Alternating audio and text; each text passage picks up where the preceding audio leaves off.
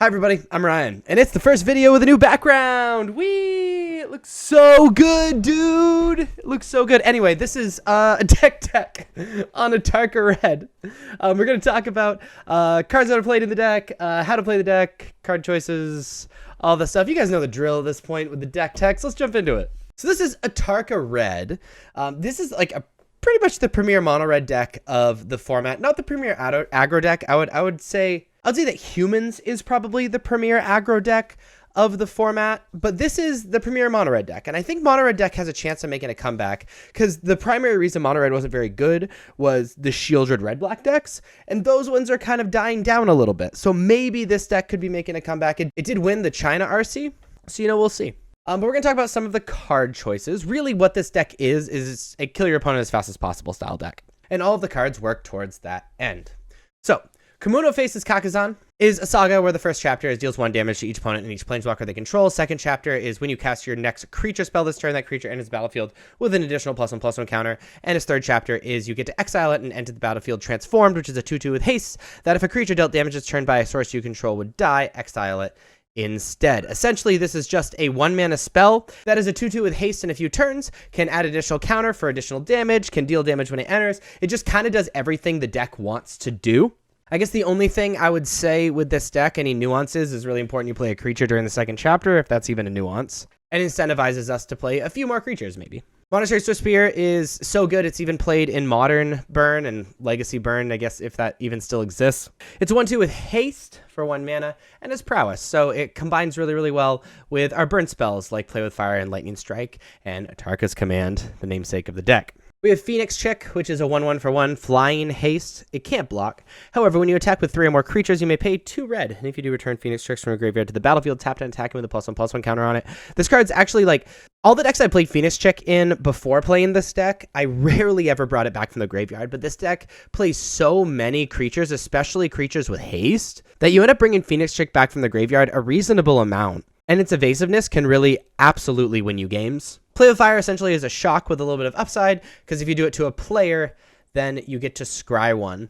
There's not a lot of nuances with this, other than like making sure that, you're messing up combat when there's prowess or things like that. Or if you really need a good top deck and you have a reasonable amount of mana, you can untap and do it on your upkeep so that you get to scry before you draw step, which is kind of interesting. And one of the biggest issues with this is, what do you play on turn 1? Right, what is the order of you casting spells in your aggro deck? That is probably the hardest aspect of the deck.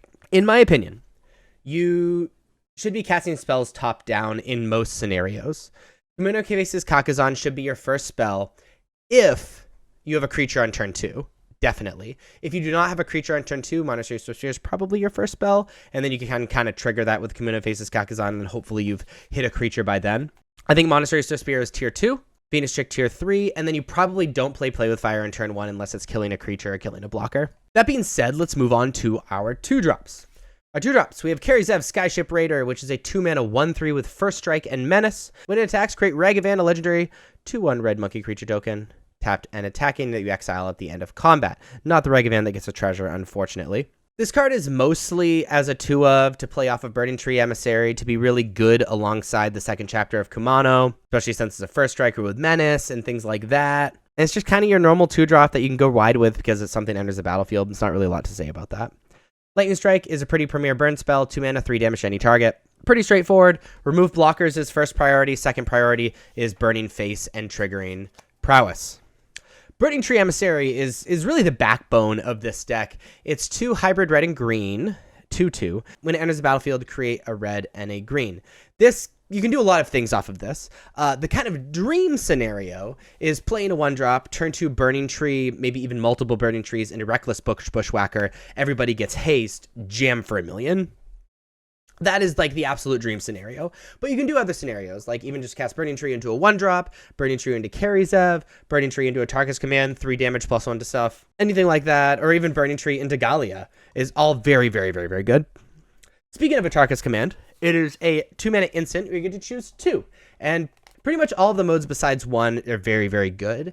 So you choose 2. Your opponents can't give life this turn, so really good in response to life gain. You can sort of treat it like a Skull Crack if you want to. It deals 3 damage to each opponent. You may put a land card from your hand on the battlefield, or creatures you control get +1/+1 and gain reach until end of turn. The reach part, often not relevant, but important to know.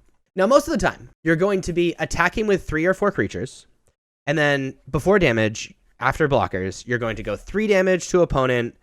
All my guys get +1/+1. That is the majority of the time you're going to be using Atarka's command, messing up combat, dealing way more damage than you should.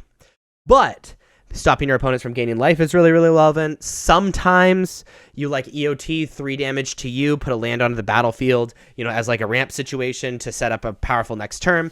Again, most of the time it is an Anthem and 3 damage. Gallia is just another card like Karizev, but it's hard to play 3 Karizev because legendary to get off of Burning Tree Emissary. It is a 2/2 with haste. Other satyrs you control get +1/+1 and gain haste. There are no other satyrs, so don't worry about that. Whenever you attack with 3 or more creatures, you may discard a card at random. If you do, draw 2 cards. Very, very strong. You know, and we do that a lot in this deck. There's a lot of attacking because we want to maximize the +1/+1 off of Atarka's command as much as possible. We're playing 3 Bonecrusher Giant as just extra removal spells, extra burn spells, being able to kind of sort of do the long game. I can see versions of the deck that would play like maybe a second Gallia or, you know, more Goreclan Rampager over Bonecrusher Giant, but I like the option to be able to deal damage and, like, you know, have 2 cards in one, sort of like the red-black decks. I think it's very powerful, especially since, you know, the card kind of does what we want to do, though slightly worse than other cards in the deck. Reckless Bushwhacker is really our combo card. It's a 3-mana 2/1 that has haste. And when it enters the battlefield, its surge cost is paid, and it surges 2 mana, where if you've cast another spell this turn, you get to pass it for 2 mana. Other creatures you control get +1/+0 and gain haste until end of turn. And we've already talked about the Nut Hand in this deck. The Nut Hand is like any 1-drop, multiple Burning Trees, into Reckless Bushwhacker. Everything gets +1/+0 and haste.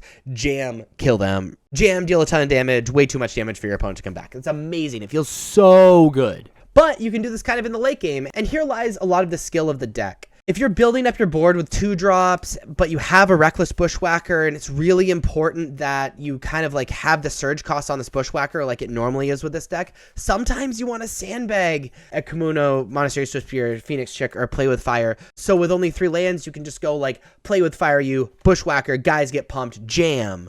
Like that can be a powerful play. Not the Nut Hand, but knowing how to always make sure that you get the surge cost off of Bushwhacker when it matters, which is like most of the time, is what makes this deck a little bit difficult to play. So really just something to keep in mind. And then we're playing a fun of Goreclan Rampager. I think this card's really good. I think you could possibly play more, but this totally messes up combat. Goreclan Rampager is such a good card, especially when it was in Standard. At its base level, it's a 4-mana 4/4 with Trample, which is fine, but it has Blood Rush, where you can pay 2 mana and discard it to have attacking creature gets +4/+4 and Trample until end of turn, which is just amazing. Being able to mess up combat, save our creature, deal damage, often becomes a removal spell, which is just amazing, and we take that. As far as our sideboard goes, our sideboard is pretty straightforward. This is an aggro deck. Playing 4 Rending Volley, very good against spirits and humans and other various decks. Roast to deal with pretty much Shieldred, but, you know, other cards that might be relevant.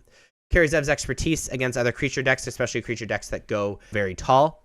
Experimental Frenzy against decks that you expect the game to go very long and you need to have a constant flow of cards. Chandra Torch of Defiance, sort of Experimental Frenzy number 3 because you don't want to play too many of them, but it's for the games that might go long or games that you might want to remove 1 or 2 really important creatures, and that's all that matters. Cinder Vines is for control decks and for removal spell very heavy decks to be able to deal damage to them. And then being able to kill artifacts or enchantments is kind of gravy. Speaking of killing artifacts and enchantments, Destructive Revelry is very, very strong against these artifacts and enchantments that we really care about, like Temporary Lockdown or against Enigmatic Fires, or can even buy you an extra turn against Greasefang or anything like that.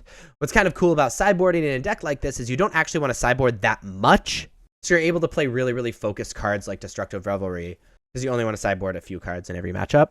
So that is Atarka Red. If you like this video and want to see more videos like this, please be sure to like and subscribe. Check me out on social medias. Links are above me and in the description. Thank you so much for watching. I'll see you next time. Bye-bye.